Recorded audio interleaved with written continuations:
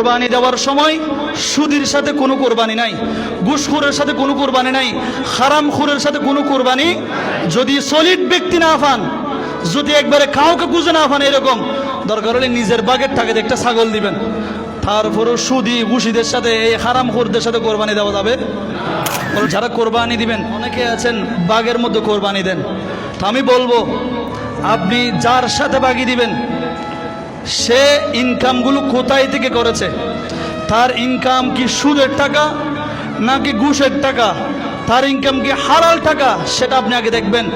মনে রাখবেন, এক গ্লাস পানির মধ্যে যদি এক ফোঁটা বিষ পড়লে যেরকম পানিগুলো আপনার জন্য কি হয়ে যায়, পান করার মতো হারাম হয়ে যায়, আপনি এটা খেতে পারবেন না, ঠিক ততরূপ আপনারা 7 ভাগ একটা কোরবানি দেন।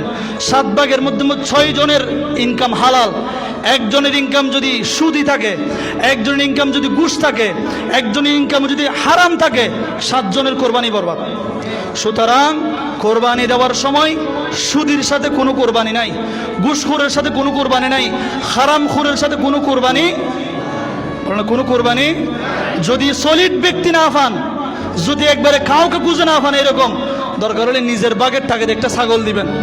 তারপরও সুদি ঘুষিদের সাথে, এই হারামখোরদের সাথে কোরবানি দেওয়া যাবে? বলে না কোরবানি দেওয়া যাবে? আল্লাহ আমাদেরকে কবুল করুক, আমিন।